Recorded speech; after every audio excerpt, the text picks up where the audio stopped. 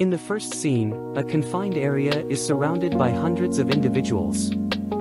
Young Thomas is brought by his mother to be sent aboard a train for protection. They exchange a declaration of love before parting ways. Thomas and Dr. Ava Page first connect on the train. After making their way out of the maze in the present, Thomas and the other gliders, Newt, Teresa, Miho, Frypan, and Winston, are transported to the destroyed city. When they arrive, a swarm of infected individuals rushes towards them, but the mercenary warriors accompanying them beat them off. They bring the gliders into a facility run by Jansen, who claims that the gliders will be provided with shelter, food, clothing, and protection from the flare. At this location, Thomas meets Miho and tells Thomas that other groups of individuals their own age, indicating that they were not the only ones to survive in the maze, and then Thomas meets the other. Frypan points to one lad, Eris, who has been in the maze the longest, and in one with predominantly girls. Then Jansen enters and calls out a number of names for what is purported to be a relocation. After when Jansen takes the kid, Thomas sees Teresa going somewhere, but he tries to stop her, but the guards stop him.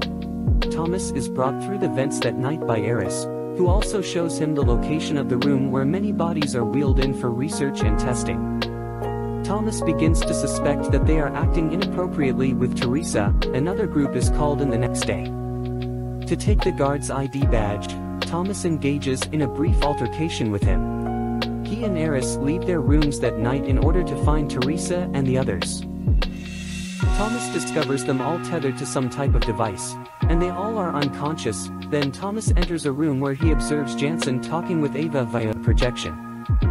He mentions trying to locate a group called the Right Arm and their grounds known as Safe Haven because he has been conducting tests to determine who is immune to the flare.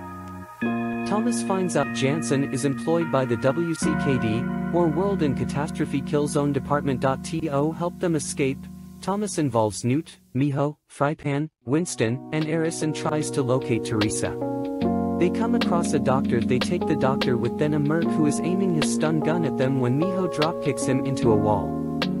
Thomas takes the weapon and then they take the doctor as a target to take them to Teresa. They grab her and leave through the door, but one mercenaries come in front of them, but Thomas tasks the men and then they run towards a locked door. Thomas tries to open with ID card, but it won't open. Then they are stopped by Jansen and a few other mercenaries who claim they won't survive long in the Scorch. Thomas fought them off and just almost escapes with the others through the door. Then one of them breaks the system from outside so Jansen won't be able to open the door. After escaping from Jansen and his team, they find an abandoned building and goes in it. Thomas says we should move faster, but Teresa asks him to stop and ask him what's going on. He explains what is going on, but when Newt asks Thomas what is the plan, he is not able to explain. And then Winston asks Miho to show the torch as he sees some footprints.